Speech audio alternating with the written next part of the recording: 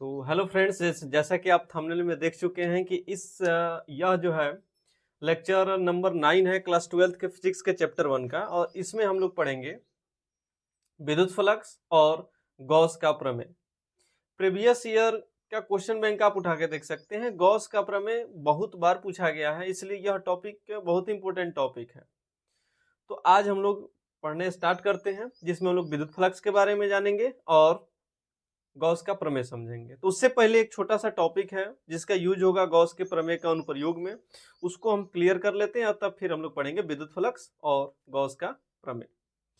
तो चलिए, आज का जो हमारा टॉपिक है वह रहेगा आवेशों का वितरण। आज का जो हमारा टॉपिक है वह टॉपिक रहेगा आवेशों का वितरण। आवेशों का वितरण। हमको पता है कि आवेश जो है, आवेश वो दो प्रकार के होते हैं, एक निगेटिव एक पॉजिटिव। तो जहां भी हम आवेश की बात करेंगे तो आपको यह ध्यान में लेके चलना है कि वहां पे आप निगेटिव आवेश भी ले सकते हैं और पॉजिटिव आवेश भी ले सकते हैं। आवेश का वितरण का मतलब होता है आवेश को बांट देना। अगर कोई सरफेस हो, जैसे मान के चलिए यह बोर्ड है, इस बोर्ड पे अगर हम आवेश को फेंक दें तो वह आवेश जो होगा, या इस पे हम आवेश को फैला दें एक तरह से, तो वह जो आवेश होगा वो चाहे प्लस क्यू चार्ज हो या माइनस क्यू चार्ज हो, इस पूरे बोर्ड पर वितरित हो जाएगा, यानी चारों तरफ फैल जाएगा। तो इस प्रकार से आवेश को फैलाने की या वितरण करने की जो प्रक्रिया है वो 3 भागों में बांटा गया है, ठीक है ना। आवेश को जो फैलाने की प्रक्रिया है वो कितने भागों में बांटा गया है? 3 भागों में बांटा गया है, जिसमें पहला होता है रेखीय वितरण। पहला होता है हमारा रेखीय वितरण, दूसरा होता है हमारा पृष्ठीय वितरण, पृष्ठीय वितरण, और तीसरा जो है यह हमारा होता है आयतनिक वितरण। आयतनिक वितरण, तीसरा जो है हमारा क्या है? आयतनिक वितरण। ये 3 प्रकार से आवेशों को बांटा जाता है। मतलब कहने का सीधा सीधा मतलब ये कि आप देखिए, यह जो मार्कर है इसमें आपको लेंथ दिख रहा है। मतलब जो ऐसा कोई ऑब्जेक्ट जिसमें केवल लेंथ हो, उस लेंथ पर अगर हम आवेश को फैलाते हैं तो आवेश पूरे लंबाई पर फैल जाएगा, ठीक है ना। या ऐसा कोई आवेश जिसमें लेंथ और ब्रेथ दोनों हो, उस पर भी अगर हम आवेश को फैलाएंगे तो लंबाई चौड़ाई दोनों पर फैल जाएगा। जैसे अगर मान के चले हम, तो यहाँ पे एक आपको दिखाते हैं, ये एक छोटा सा देखिए एनसीईआरटी का बुक है। इस किताब पर अगर हम आवेश को फैलाते हैं तो इस किताब में देखिए यह लेंथ भी है और इसमें ब्रेथ भी है। तो उस पे अगर हम आवेश को अगर इस पे फैलाते हैं तो यह जो आवेश का फैलाना होगा वो हमारा पृष्ठीय वितरण होगा। पृष्ठ मतलब सरफेस, मतलब सरफेस पे हम आवेश को क्या कर रहे हैं? फैला रहे हैं। वही एक ऐसा आवेशीय वितरण जो केवल लंबाई पर फैले, जैसे आपको मार्कर समझाएं, तो मार्कर पर अगर हम आवेश को फैलाते हैं तो वह हमारा हो जाएगा रेखीय वितरण, ठीक है। और फिर तीसरा जो है हमारा आयतनिक वितरण है, और आयतनिक वितरण का मतलब एक ऐसा ऑब्जेक्ट जिसका आयतन निकलता हो, जो 3 डायमेंशनल ऑब्जेक्ट हो, जैसे बेलन, शंकु, घन, घनाभ। इस सब प्रकार के वस्तुओं पर अगर हम आवेश को फैलाते हैं तो वह आवेश का जो फैलना होगा वो हमारा हो जाएगा आयतनिक वितरण, क्योंकि उसमें आयतन होता है, उसका आयतन निकलता है, तो उस पर अगर आवेश को हम फैलाते हैं तो वो आयतनिक वितरण होगा, ठीक प्रकार। तो इस प्रकार से हम लोग आवेश के वितरण को 3 भागों में बांटते हैं, जिसमें से पहला हमारा हो गया रेखीय वितरण, दूसरा हमारा हो गया पृष्ठीय वितरण, और तीसरा जो है हमारा हो गया आयतनिक वितरण। अब अगर ध्यान से समझे, जैसे यहाँ पे फिगर बना के अगर हम समझाएं, तो अगर ऐसा ऑब्जेक्ट जिसमें केवल लंबाई हो, जैसे मान के चलिए कि ये कोई ऑब्जेक्ट है और इसका लंबाई हमारा क्या है? एल है, और इस वाले ऑब्जेक्ट पे अगर पूरा हम प्लस चार्ज फैला दे चारों तरफ पूरा, तो इस प्रकार से जब हम चार्ज को फैला रहे हैं ना, तो इसका जब डेंसिटी निकालेंगे तो हमारा रेखीय वितरण होगा। मतलब कहेंगे कि इसमें केवल लंबाई है और जब हम आवेश को फैला दिए तो रेखीय वितरण हो गया, क्योंकि लेंथ वाले लंबाई पर, या सॉरी लेंथ वाले ऑब्जेक्ट पर हम लोग क्या किए? आवेश को बांट दिए।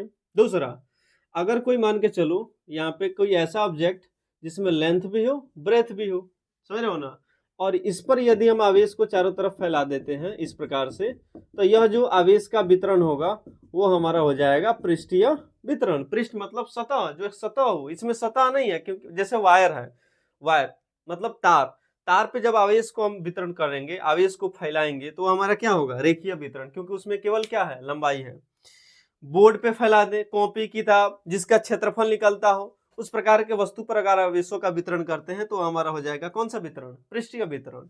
और आयतनिक वितरण जो होगा वो ऐसा वितरण होगा जो इसमें जिसका आयतन निकलता होगा, जैसे घन, जिस कोई वस्तु घन के आकार का हो, घनाभ के आकार का हो, इस प्रकार के वस्तुओं पर अगर हम आवेश को फैलाते हैं चारों तरफ तो हमारा हो जाएगा आयतनिक वितरण। अब जब हम पूरे इस, जैसे मान लीजिए गोला, इस पे हम गोला का चित्र ले सकते हैं या बेलन ले सकते हैं, समझ रहे हैं ना। तो बेलन जो हमारा होगा, ये मान के चलिए अगर एक बेलन है जिसका आयतन निकलता हो, अगर इस पे हम चारों तरफ आवेश को फैलाते हैं, इधर बगल में भी और इधर इसके सरफेस पे भी, ऊपर वाले सरफेस पे भी, नीचे वाले सरफेस पे भी, तो ये जो हमारा सरफेस होगा, जो आयतन वितरण होगा आवेशों का, वो आयतनिक वितरण कहलाएगा। इतना बात क्लियर है। फॉर्मूला की बात करें हम, तो इस टोटल सरफेस पे हम लोग क्या कर रहे हैं, आवेशों को फैला रहे हैं, ठीक है ना। और वो आवेश जो है वो पर यूनिट लेंथ पे है, हर यूनिट लेंथ पे है, यानी आवेश को फैला रहे हैं पर यूनिट लेंथ पे। तो ये हो जाएगा Q बटा L, और इसको हम सूचित करते हैं, इसको बोलते हैं डेल्टा। डेल्टा बराबर हो जाएगा Q बटा L, ठीक है ना। ये जो रेखीय वितरण का फॉर्मूला है, इसको किससे सूचित करते हैं, डेल्टा से। पृष्ठीय वितरण को सिग्मा से, और इसको रो से। इसको बोलते हैं रो, इसको बोलते हैं क्या, सिग्मा, और इसको क्या बोलते हैं बाबू, इसको बोलते हैं लैम्डा, इसको बोलते हैं लैम्डा। तो इस प्रकार से 3 प्रकार से वितरण होता है आवेशों का, 3 प्रकार से वितरण होता है, ठीक है ना। और पहला वितरण हमारा होता है रेखीय वितरण, जिसको लैम्डा सूचित करते हैं, और लैम्डा बराबर होता है Q बटा L। Q मतलब आवेशों को फैलाना, और किस पर फैला रहे हैं, तो ऐसे वस्तु पर जिसमें केवल क्या है, लंबाई है, तो इसलिए Q बटा L।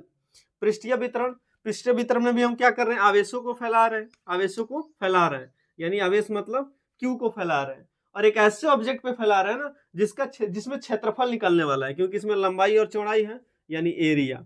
तो Q बटा A, और इसको सूचित करेंगे किससे हम, तो सिग्मा से। बात क्लियर है यहाँ तक। Sigma is equal to Q बटा A। Q मतलब आवेश और A मतलब क्षेत्रफल, यानी यह जो आवेश है ये पूरे क्षेत्रफल पर फैला हुआ है। यहाँ पे यह जो आवेश है ये इस पूरे लंबाई पर फैला हुआ है। और तीसरा जो हमारा होगा आयतनिक वितरण, मतलब एक ऐसा वस्तु जिसका आयतन निकलने वाला है, उस वाले वस्तु पर अगर हम आवेशों को फैला देते हैं तो यह आयतनिक वितरण कहलाएगा, और इसको हम सूचित करते हैं किससे, रो से, और रो बराबर हो जाएगा Q, और बटा में हो जाएगा V। तो ये इस 3 प्रकार से हम लोग आवेशों का वितरण करते हैं, जिसमें पहला होता है रेखीय, पृष्ठीय, आयतनिक। रेखीय यानी लैम्डा, लैम्डा बराबर Q बटा L। यहाँ पे पृष्ठीय मतलब सिग्मा, सिग्मा बराबर Q बटा A। और यहाँ पे आयतनिक मतलब रो, रो बराबर Q बटा V। कभी कभी क्या होता है, कभी कभी क्या, इस पिछले साल 2024 में सवाल एक पूछा गया था कि रेखीय घनत्व का मात्रा क्या होता है, रेखीय घनत्व। तो रेखीय घनत्व का formula lambda is equal to Q बटा L। और यदि हम मात्रक की बात करें, यहाँ पे अगर इसका हम मात्रक लिखना चाहें तो मात्रक भी लिख सकते हैं। Q का मतलब हो गया कूलाम, Q का मतलब क्या, कूलाम, और बटा में L है तो L का मात्रक क्या हो जाएगा, मीटर। तो कूलाम प्रति मीटर जो होगा वो हमारा क्या हो जाएगा, इसका मात्रक बन जाएगा। यहाँ पे अगर इसका मात्रक की बात करें तो यहाँ पे देखिए ऊपर क्या हमारा मतलब चार्ज है, Q चार्ज है, और आवेश का मात्रक क्या होता है हमारा, कूलाम होता है। तो कूलाम प्रति, नीचे हमारा A है, A मतलब एरिया, और एरिया का मात्रक हो जाएगा हमारा मीटर का स्क्वायर, तो आप मीटर स्क्वायर लिख सकते हैं।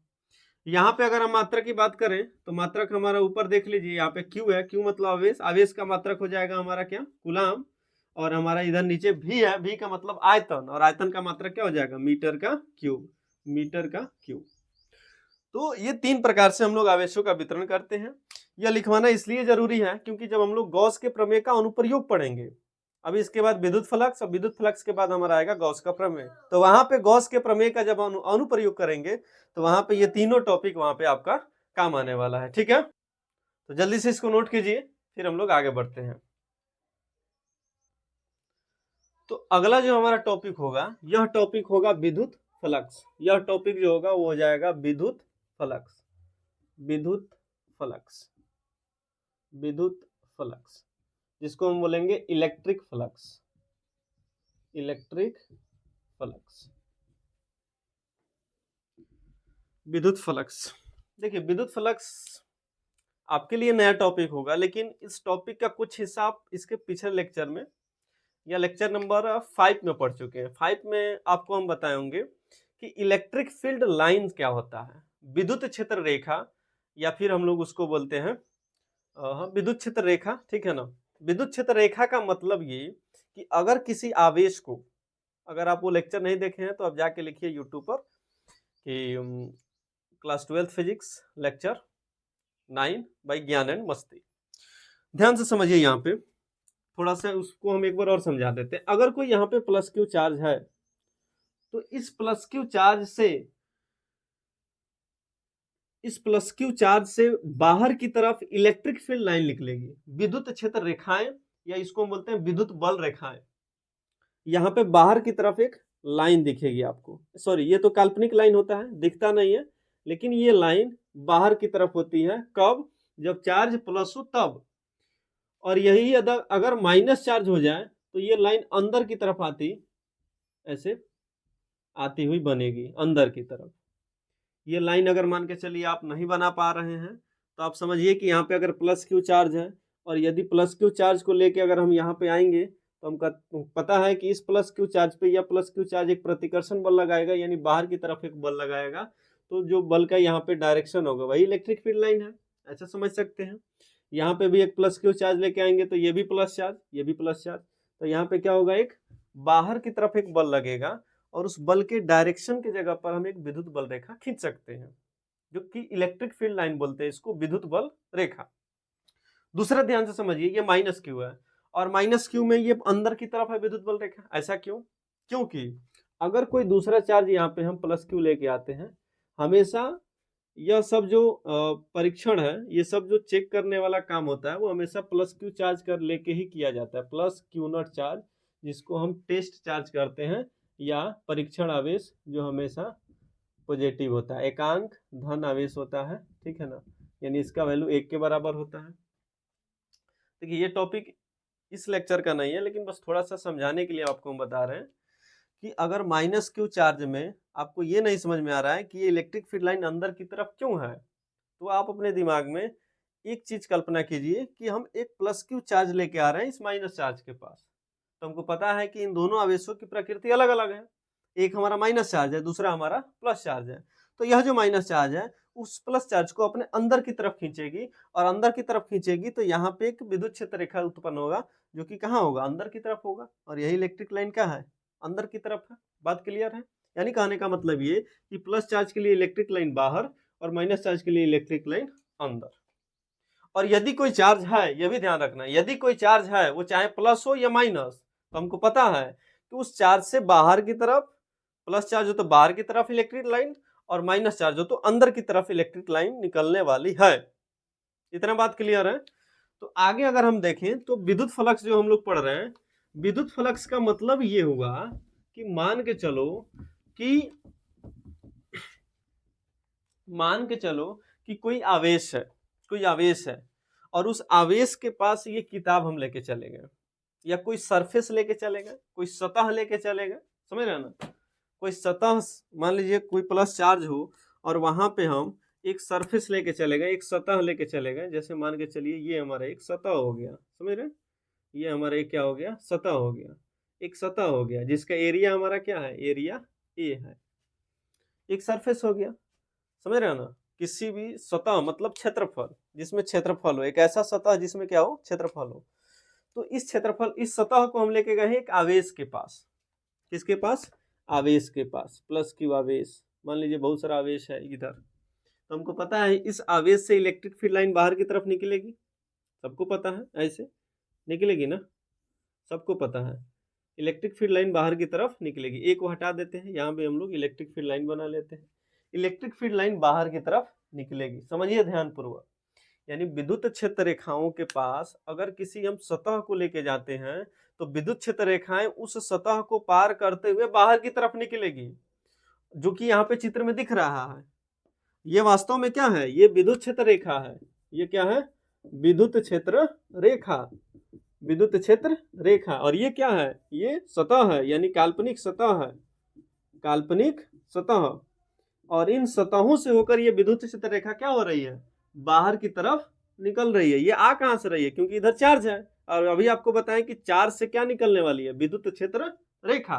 तो विद्युत क्षेत्र रेखा जो है इस सतह से निकल रही है, तो जितना विद्युत क्षेत्र रेखा इस सतह पर लंबवत हो, लंबवत मतलब 90 डिग्री का कोण बना रही हो, ऐसे उन सारे विद्युत क्षेत्र रेखाओं को हम लोग कहते हैं विद्युत फ्लक्स। क्या कहते हैं? विद्युत फ्लक्स। जिसको फाई से सूचित करते हैं। विद्युत फ्लक्स को किससे सूचित करते हैं? फाई से। यहाँ पे अगर आप परिभाषा लिखना चाहें तो आप लिख सकते हैं कि किसी काल्पनिक वक्र पृष्ठ से, किसी काल्पनिक वक्र पृष्ठ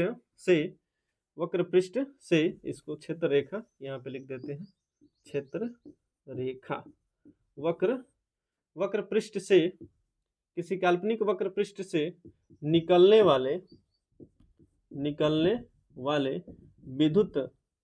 विद्युत क्षेत्र रेखाओं, निकलने वाले विद्युत क्षेत्र रेखाओं की संख्या को विद्युत फ्लक्स कहते हैं। विद्युत फ्लक्स कहते हैं। बात क्लियर है? हाँ, ध्यान ये रखना है कि लंबवत होती हैं ये, निकलने वाले लंबवत विद्युत क्षेत्र रेखाओं को, ये क्या होती हैं? लंबवत होती है। विद्युत क्षेत्र रेखाएं क्या होती हैं? पृष्ठ के लंबवत होती है। ध्यान, हमेशा ये ध्यान रखना है कि ये जो इलेक्ट्रिक फील्ड लाइन होती है वो विद्युत फ्लक्स में उन्हीं को गिनना है जो पृष्ठ के क्या है? लंबवत है। तो आपसे हम पूछेंगे कि बताओ विद्युत फ्लक्स की संख्या, तो आप कहोगे सर विद्युत फ्लक्स क्या है? विद्युत क्षेत्र रेखा ही तो है विद्युत फ्लक्स, लेकिन वह विद्युत क्षेत्र रेखा जो सतह से, पृष्ठ से, समझ रहे ना, किसी काल्पनिक वक्र पृष्ठ से लंबवत निकल रही हो। किस प्रकार से निकल रही हो? लंबवत। ये नहीं कि कोई पृष्ठ ऐसे तिरछा होकर निकल रहा है तो उसको भी हम गिन लेंगे, कोई ऐसा तिरछा निकल गया उसको भी गिनेंगे, नहीं, वही क्षेत्र रेखा को गिनना है जो पृष्ठ के लंबवत हो। तो यहाँ पे पृष्ठ के लंबवत कितना है क्षेत्र रेखा? 1 2 3 4 5। तो विद्युत फ्लक्सों की संख्या क्या हो जाएगी? 5। बात क्लियर है? यहाँ तक समझ में आ रहा है? तो विद्युत फ्लक्स की संख्या आप देखिए यहाँ पे क्या हो जाएगी? 5 हो जाएगी। विद्युत फ्लक्सों की संख्या 5, क्योंकि पृष्ठ से लंबवत विद्युत क्षेत्र रेखाएं कितनी निकल रही है? 5 निकल रही है। तो विद्युत फ्लक्सों की संख्या 5। यानी किसी पृष्ठ से, किसी काल्पनिक पृष्ठ से लंबवत निकलने वाले विद्युत क्षेत्र रेखाओं की संख्या को हम लोग क्या बोलते हैं? विद्युत फ्लक्स कहते हैं। और विद्युत फ्लक्स को किससे सूचित करते हैं? फाई ई आप चाहें तो लिख सकते हैं, चूंकि इलेक्ट्रिक फ्लक्स है तो फाई ई से इसको क्या करते हैं? सूचित करते हैं। यहां तक कोई डाउट हो तो बोलिए, फिर आगे बढ़ते हैं, कमेंट कर सकते हैं डाउट में। चलिए आगे बढ़ते हैं। अब यह जो विद्युत क्षेत्र रेखा है, इनकी संख्या अगर हम बढ़ाना चाहें तो क्या यह बढ़ सकता है? एकदम बढ़ सकता है। कैसे बढ़ेगा? तो देखो, कुछ विद्युत क्षेत्र रेखाएं तो यहां से भी तो होके गुजर रही होंगी ऊपर से, कुछ विद्युत क्षेत्र रेखाएं जो होंगी वो नीचे से भी होके तो गुजर रही होंगी, जो कि सरफेस छोटा है। तो छोटा सरफेस है तो इतना ही सरफेस से विद्युत क्षेत्र रेखाएं निकल रही है लंबवत, जो बाकी जो बाहर है वो बाहर से चली जा रही है, वहां तक इसका सरफेस नहीं जा पा रहा है। तो अगर इस सतह को हम थोड़ा और बड़ा कर देते हैं, यानी ऐसे बना देते हैं, देख लीजिए आप, ऐसे बना देते हैं, तो विद्युत फ्लक्स यानी विद्युत क्षेत्र रेखाओं की संख्या भी क्या होगी? बढ़ जाएगी। बात क्लियर है? यहाँ पे ये क्या है? इलेक्ट्रिक फील्ड लाइन है। तो जैसे ही सरफेस को हम बढ़ा दिए तो विद्युत क्षेत्र रेखाओं की संख्या भी बढ़ गई। समझ रहे हो ना? यहाँ पे विद्युत क्षेत्र रेखाओं की संख्या कितना है? 5। और यहाँ पे विद्युत क्षेत्र रेखाओं की संख्या तो 1 2 3 4 5 6 7। तो विद्युत क्षेत्र रेखाओं की संख्या क्यों बढ़ी? क्योंकि हम क्षेत्रफल को क्या किए? बढ़ा दिए। यानी एक तरह से अगर हम ये कह सकते हैं कि यह जो फाई है, यानी विद्युत फ्लक्स जो है वो समानुपाती है किसके? एरिया के। क्योंकि एरिया बढ़ाने से क्या हो रहा है? क्षेत्रफल बढ़ाने से क्या हो रहा है? विद्युत फ्लक्सों की संख्या भी बढ़ रही है। यानी विद्युत फ्लक्स जो है वो समानुपाती है किसके? एरिया के। इसको अगर बढ़ाएंगे तो विद्युत फ्लक्सों की संख्या क्या होगी? बढ़ जाएगी। दूसरा अगर हम देखें तो विद्युत फ्लक्सों की संख्या थोड़ा और बढ़ाना चाहें तो इसके इंटेंसिटी को रख देते हैं, इंटेंसिटी को बढ़ाते हैं।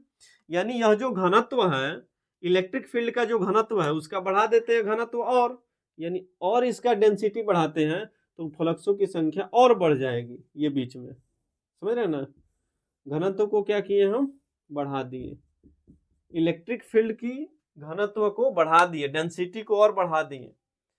यानी इतना ज्यादा इलेक्ट्रिक फील्ड हम वहां पे ला दिए हैं, बहुत ज्यादा इलेक्ट्रिक फील्ड ला दिए हैं, तो पृष्ठ की संख्या से और इलेक्ट्रिक फील्ड निकलने लगी। यानी हम ये भी कह सकते हैं कि यहाँ पे जो फ्लक्सों की संख्या है यानी फाई ई है, ये प्रोपोर्शनल है किसके? ई के। ई के प्रोपोर्शनल है। बात क्लियर है? क्यों? क्योंकि इलेक्ट्रिक फील्ड लाइंस को बढ़ा रहे हैं तभी तो विद्युत फ्लक्स की संख्या बढ़ रही है। इलेक्ट्रिक फील्ड लाइन को और देखिए बढ़ाए हैं, 1 2 3 4 5 6 6 इलेक्ट्रिक फील्ड और ला दिए हम, तो विद्युत फ्लक्सों की संख्या 7 6 13 हो गया। पहले 7 6 13, समझ रहे हैं ना। यहाँ पे विद्युत फ्लक्सों की संख्या कितना हो गया, विद्युत फ्लक्सों की संख्या हो गया 13। बात क्लियर है। तो विद्युत फ्लक्स दो चीजों पर निर्भर है, एक एरिया पर, एक ई पर।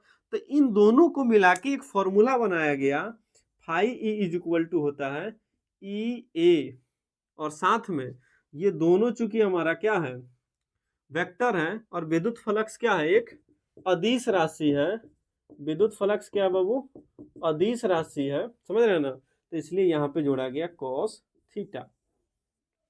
क्यों, क्योंकि 11th क्लास में आप पढ़े होंगे, क्या पढ़े होंगे कि दो वेक्टर का डॉट प्रोडक्ट हमारा किसके बराबर होता है, डॉट प्रोडक्ट अदिश राशि के बराबर होता है। यानी vector E dot vector A किसके बराबर, अदिश राशि के बराबर होता है। तो इसलिए यहाँ पे फाई हमारा जो है अदिश राशि है, तो इसलिए यहाँ पे ई और ए के बीच में डॉट आ जाएगा। अच्छा, इलेक्ट्रिक फील्ड भी क्या है, सदिश राशि है। पिछले लेक्चर आप जाके देख सकते हैं, वेक्टर क्वांटिटी है वो, ठीक है ना। और वेक्टर सॉरी एरिया जो है ये भी वेक्टर है। एरिया मतलब क्षेत्रफल। जैसे किसी भी पृष्ठ का अगर हम क्षेत्रफल निकालते हैं तो क्षेत्रफल कौन सी राशि है, तो आप कहोगे सदिश राशि। कौन सी राशि, सदिश राशि। जैसे ये किताब है, इस किताब का अगर इस वाले भाग का हम क्षेत्रफल निकालना चाहें तो क्षेत्रफल निकाल सकते हैं, लेकिन यह है कौन सी राशि, यह है सदिश राशि। तो सदिश राशि का डायरेक्शन निकालना हो तो डायरेक्शन निकालने के लिए पृष्ठ के लंबवत एक रेखा, देखिए ये लंबवत मार्कर अगर पृष्ठ के लंबवत है तो यह मार्कर जो है इस क्षेत्रफल के दिशा को बता रही है, समझ रहे ना। ये बोर्ड क्या है, एक बोर्ड का अगर हम क्षेत्रफल निकालें तो क्षेत्रफल क्या है, सदिश राशि। डायरेक्शन निकालना हो इस क्षेत्रफल का तो लंबवत एक इससे, इसके पृष्ठ से लंबवत एक रेखा खींचिए बाहर की तरफ, इसके पृष्ठ से लंबवत, वो डायरेक्शन बता देगा। हाथ का क्षेत्रफल सदिश राशि, डायरेक्शन निकालना हो, क्षेत्रफल कौन सी राशि, सदिश राशि। डायरेक्शन निकालना हो तो पृष्ठ के लंबवत एक रेखा खींचिए, डायरेक्शन निकल जाएगा। तो किसी भी क्षेत्रफल का अगर डायरेक्शन निकालना हो तो उस पृष्ठ के लंबवत एक रेखा खींचिए, डायरेक्शन निकल जाएगा। तो यहाँ पे इसका मतलब एरिया हमारा क्या है, सदिश राशि। इलेक्ट्रिक फील्ड भी सदिश राशि, लेकिन हमारा विद्युत फ्लक्स क्या है, अदिश राशि। तो इसलिए इन दोनों के बीच में डॉट डाल दिए। डॉट प्रोडक्ट होता है अदिश राशि के बराबर, और क्रॉस प्रोडक्ट होता है सदिश राशि के बराबर। और डॉट प्रोडक्ट के साथ हमेशा क्या आता है, कॉस थीटा, कॉस थीटा। अब बाकी सवाल उठता है कि भाई थीटा क्या है। तो थीटा जो है ई और ए के बीच का कोण है, ई और ए के बीच का कोण है। यानी इस इलेक्ट्रिक फील्ड और एरिया वेक्टर जो होगा इस सरफेस का, उन दोनों के बीच का कोण कौन है, थीटा है। यही हमारा विद्युत फ्लक्स की कहानी। विद्युत फ्लक्स में कोई दिक्कत नहीं होना चाहिए। एक बार और रिपीट कर लेते हैं, ध्यान समझ लीजिए। जिसको समझ में आया हो वीडियो को आगे बढ़ा के अगला लेक्चर गॉस का प्रमेय देखिए। देखिए, किसी काल्पनिक वक्र पृष्ठ से निकलने वाले लंबवत विद्युत क्षेत्र रेखाएं, यानी कोई पृष्ठ है काल्पनिक और उस पृष्ठ से अगर लंबवत विद्युत क्षेत्र रेखाएं एकदम 90 डिग्री का कोण बनाते हुए बाहर की तरफ निकल रही है, तो उन्हीं विद्युत क्षेत्र रेखाओं का नाम बदल के उसका नाम क्या हो जाएगा, विद्युत फ्लक्स हो जाएगा। क्या हो जाएगा, विद्युत फ्लक्स हो जाएगा। विद्युत फ्लक्स को हम लोग किससे सूचित करते हैं बाबू, फाई से। फाई बराबर ई ए कॉस थीटा। ई हमारा क्या है, विद्युत क्षेत्र की तीव्रता, इंटेंसिटी ऑफ इलेक्ट्रिक फील्ड। ए क्या है, एरिया जिस पृष्ठ से वो निकल रहा है। और थीटा क्या है, तो ई और ए के बीच का कोण है। अगर इसको हम डॉट प्रोडक्ट में लिखना चाहें तो vector E dot vector E. कोई दिक्कत नहीं। चलिए नोट कीजिए, स्क्रीनशॉट लीजिए, आगे बढ़ते हैं हम लोग। हाँ, ध्यान रखना है कि आपको यह समझ में थोड़ा सा समझ लीजिए। यहाँ पे विद्युत फ्लक्सों की संख्या 5 है। तो विद्युत फ्लक्स अगर आपको यहाँ पे विद्युत क्षेत्र रेखाएं दिख रही हैं ऐसे, तो आप काउंट करके विद्युत फ्लक्स निकाल सकते हैं। विद्युत फ्लक्स की संख्या 5, विद्युत फ्लक्स की संख्या 13। तो ये भी तो विद्युत फ्लक्स ही निकालने का फॉर्मूला है। तो इसका यूज कब करेंगे, इसका यूज तब करना है जब किसी पृष्ठ का क्षेत्रफल दिया हो और किसी पृष्ठ के विद्युत क्षेत्र की तीव्रता का मान दिया हो, तब इन दोनों का वैल्यू रख के विद्युत फ्लक्स निकालना। अगर केवल चित्र दिया ऐसे बना के तब कह रहे विद्युत फ्लक्स निकालिए, तो केवल जो सीधी लाइन जो 90 डिग्री के एंगल बना के जा रही है लाइन, वही विद्युत फ्लक्सों की संख्या हो जाएगी। अब आते हैं हम लोग के गॉस साहब। जैसे ही विद्युत फ्लक्स का कंसेप्ट आया तो विद्युत फ्लक्स के उस कंसेप्ट को देखकर गॉस ने अपना एक थ्योरम दिया, गॉस ने अपना एक प्रमेय दिया, और गॉस ने विद्युत फ्लक्सों को निकालने के लिए जो प्रमेय दिया उसी प्रमेय को हम लोग बोलते हैं गॉस का प्रमेय। गॉस ने अपने एक थ्योरम दिया। गॉस कह रहे हैं कि भाई विद्युत फ्लक्स निकालने के लिए कहाँ ई, कहाँ ए, कहाँ कॉस थीटा के चक्कर में पड़े हो, वो सारा कुछ छोड़ दो और हम एक फार्मूला दे रहे हैं, उस फार्मूला से आप क्या निकाल सकते हो, गॉस का प्रमेय निकाल सकते हो। तो गॉस का प्रमेय क्या है समझ लेते हैं। गॉस कहते हैं कि अगर कोई बंद पृष्ठ है, अगर कोई बंद पृष्ठ है, ये मान के चलिए, ध्यान रखना है, गॉस का प्रमेय हमेशा हमेशा या केवल बंद पृष्ठ के लिए लागू होगा। कौन से पृष्ठ के लिए, बंद पृष्ठ के लिए। खुले पृष्ठ के लिए आप गॉस का थ्योरम नहीं लगा सकते हो। तो तुम कहोगे सर खुला पृष्ठ क्या, बंद पृष्ठ क्या, तो 3 डायमेंशन वाला जितना भी वस्तु है वो सब बंद पृष्ठ होता है। 3 डायमेंशन मतलब बेलन, शंकु, घन, घनाभ, गोला, ये सब 3 डायमेंशन वाले ऑब्जेक्ट हैं और इन्हीं सब में आप गॉस का थ्योरम यूज कर सकते हो। खुला आकृति में गॉस का थ्योरम यूज नहीं कर। खुला क्या होता है, खुला जैसे ये बोर्ड है, बोर्ड का क्षेत्रफल का है और इस पे कोई चार्ज रख दे, हम बोले कि यहाँ पे गॉस का प्रमेय लगाइए, नहीं लगेगा। क्यों, क्योंकि ये क्या है, खुला है, 2 डायमेंशनल ऑब्जेक्ट, समझ रहे हैं ना। तो जिसका क्षेत्रफल निकलता हो, जिसका सीधा समझिए जिसका परिमाप निकलता हो, उस वाले ऑब्जेक्ट पे गॉस का प्रमेय लागू नहीं होगा। जैसे कोई आयताकार वस्तु है तो आयत का परिमाप आप निकालते हैं, त्रिभुजाकार वस्तु है त्रिभुज का परिमाप निकालते हैं, तो उन सब पर गॉस का प्रमेय यूज नहीं होगा। गॉस का प्रमेय उसी पर यूज होगा जिसका आयतन निकलता हो, जैसे घन का आयतन होता है, घनाभ का, बेलन का, शंकु का, गोला, जो भी है।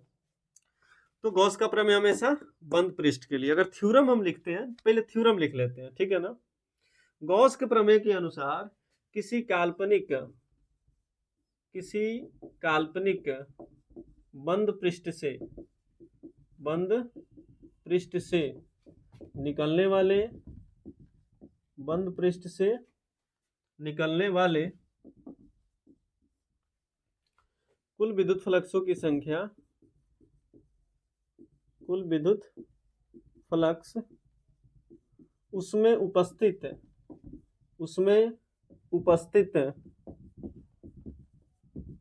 कुल आवेश का, यानी जितना भी आवेश है, मान लेते हैं क्यू आवेश है, कुल आवेश का 1/ε0 गुना होता है।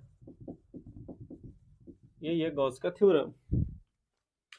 यानी गॉस का प्रमेय यह कहता है कि गॉस का थ्योरम यह बताता है कि किसी भी ऑब्जेक्ट से कितना विद्युत फ्लक्स बाहर निकल रहा है, उसके लिए आपको ये जो अभी आप फॉर्मूला इसके पहले पढ़े हैं, phi equal to EA cos theta लगाने की कोई आवश्यकता नहीं है। ये फॉर्मूला आप मत लगाइए, और हम एक फॉर्मूला दे रहे हैं, उसी फॉर्मूला का यूज करके आप विद्युत फ्लक्सों की संख्या निकाल सकते हैं। तो गॉस का थ्योरम क्या कहता है, गॉस का थ्योरम कहता है कि किसी काल्पनिक बंद पृष्ठ से निकलने वाला कुल विद्युत फ्लक्स, किसी भी, लेकिन बंद पृष्ठ के लिए ध्यान रखना, कौन से पृष्ठ के लिए, बंद पृष्ठ के लिए, किसी भी काल्पनिक बंद पृष्ठ से निकलने वाला कुल विद्युत फ्लक्स, मान के चलते हैं कि अगर, और उसमें उपस्थित कुल आवेश का, यानी उस ऑब्जेक्ट में जिस ऑब्जेक्ट से निकलने वाला विद्युत फ्लक्स निकाल रहे हैं, जैसे मान के चलिए एक गोला है और इस गोला से कितना विद्युत फ्लक्स निकल रहा है ये हमको निकालना है। तो कैसे निकालेंगे, तो इसमें उपस्थित कुल आवेश का हम देखेंगे, इसमें आवेश कितना है, मान के चलते हैं कि यहाँ पे प्लस क्यू आवेश है। कौन सा आवेश है, प्लस क्यू आवेश है।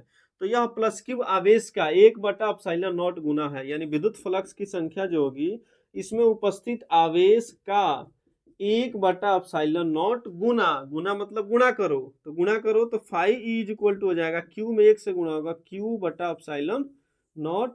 यही हमारा है गॉस का प्रमेय।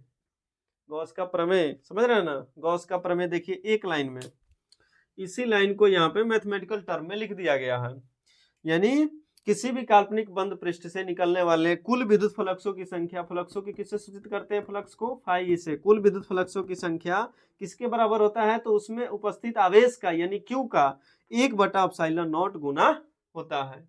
ये एग्जाम के दृष्टिकोण से बहुत ही इंपॉर्टेंट टॉपिक है, क्योंकि यहाँ से क्वेश्चन एग्जाम में आते हैं, ये आपको हमें स्टार्टिंग में भी बताया लेक्चर के, ठीक है। तो ये हमारा होता है गॉस के प्रमेय का formula, phi is equal to Q बटा epsilon not. Phi is equal to Q बटा, क्यू क्या है, तो क्यू है कि आप जिस ऑब्जेक्ट से विद्युत फ्लक्सों की संख्या निकाल रहे हैं उसमें अंदर उपस्थित कुल आवेश, और एप्सिलॉन नॉट तो आपको पता ही है, परावैद्युत नियतांक, परावैद्युतांक। तो ये हमारा गॉस का थ्योरम है। तो इसको नोट कर लीजिए जल्दी से, गॉस का थ्योरम समझ में तो आया ही होगा, बस यही इनका कथन है, इतना आप लोग याद कर लीजिएगा, अगर एग्जाम में आता है तो ये लिखना है, और बाकी एक फॉर्मूला याद रखिएगा। अब हम लोग सिद्ध करेंगे, इसके बाद गॉस के प्रमेय को सिद्ध करेंगे, जो कि इससे भी ज्यादा इंपॉर्टेंट है। तो इसको नोट कर लीजिए या स्क्रीनशॉट ले लीजिए। अगला जो टॉपिक होगा, गॉस के प्रमेय का निगमन। निगमन मतलब होता है प्रूफ करना। गॉस के प्रमेय को सिद्ध करेंगे कि भाई क्यू बटा एप्सिलॉन नॉट कैसे होता है, क्योंकि हर एक प्रमेय को सिद्ध करना होता है, ये सब आप जानते हैं। थ्योरम को सिद्ध करना पड़ता है, प्रूफ करना पड़ता है।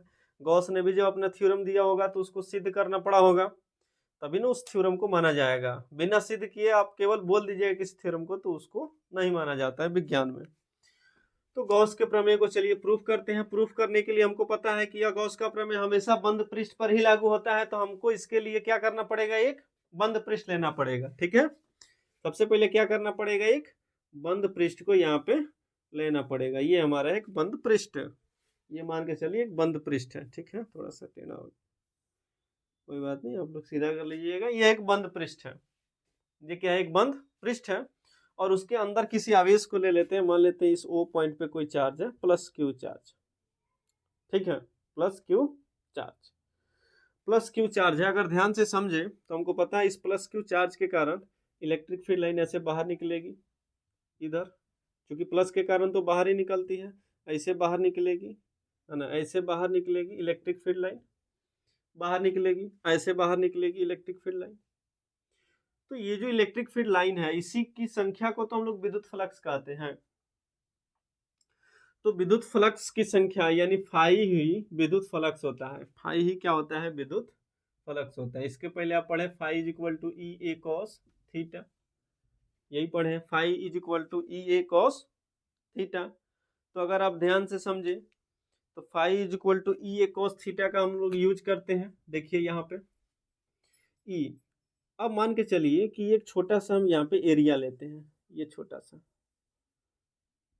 सा एरिया, ध्यान से अगर हम समझे तो ये एक ऐसा एरिया है जिस एरिया से विद्युत फ्लक्स, कितना विद्युत फ्लक्स निकल रहा है उसकी संख्या निकालने जा रहे हैं हम। निकल रहा है तो पूरे पृष्ठ से, लेकिन पूरे पृष्ठ का अभी नहीं निकालेंगे, अभी छोटा सा एरिया लेंगे, और इसीलिए उस एरिया को क्या लिखे हैं, डी ए लिखे हैं।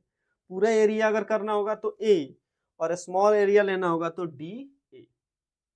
तो विद्युत फ्लक्स की संख्या हम निकालेंगे इस पृष्ठ से, तो सबसे पहले हम इस छोटे वाले एरिया से कितना विद्युत फ्लक्स यानी कितना इलेक्ट्रिक फील्ड लाइन बाहर निकल रहा है उसको निकाल रहे हैं। यानी हमारा फॉर्मूला होता है तो ये, लेकिन पृष्ठ जब छोटा हो गया तो ई और ए की जगह हो जाएगा डी ए, और इनटू में क्या हो जाएगा, कॉस थीटा।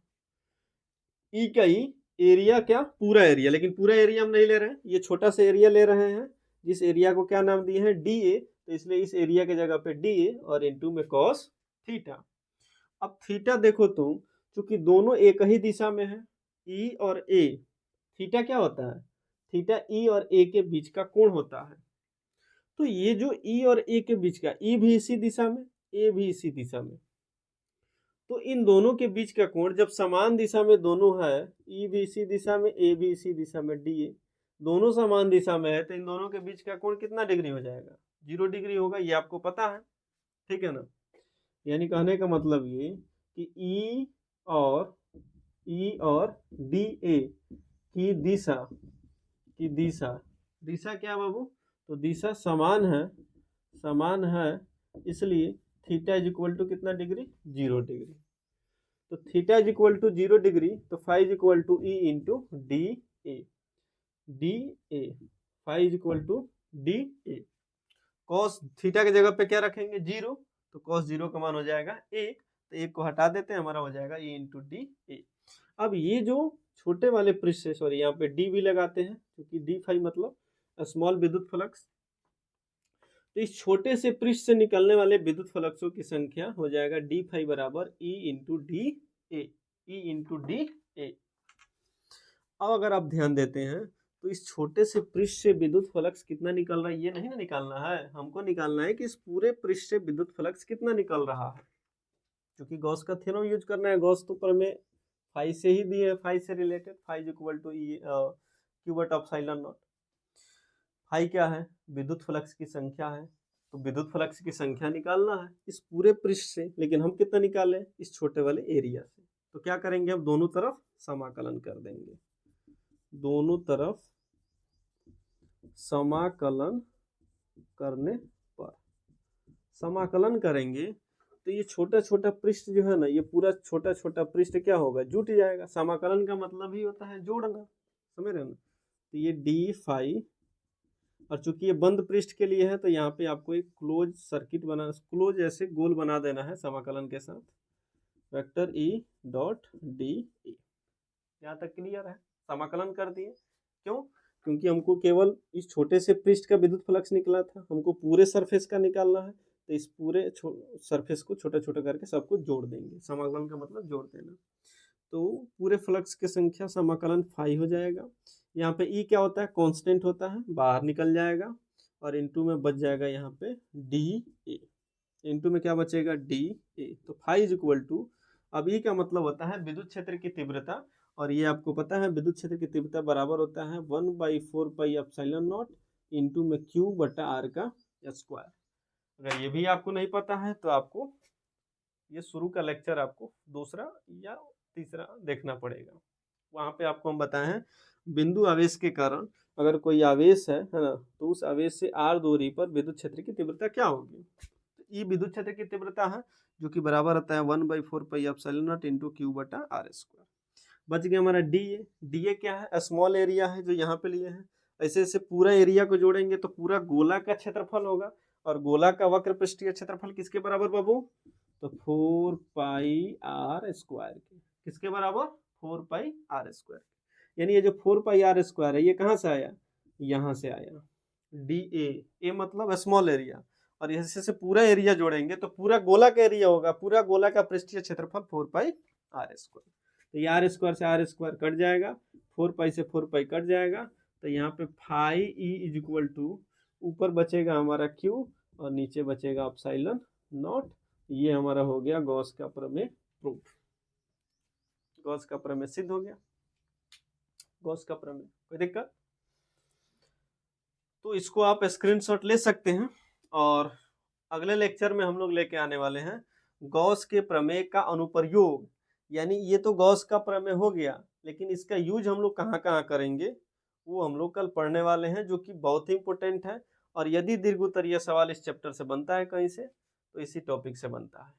तो चलिए, बेस्ट ऑफ लक, पढ़ते रहिए।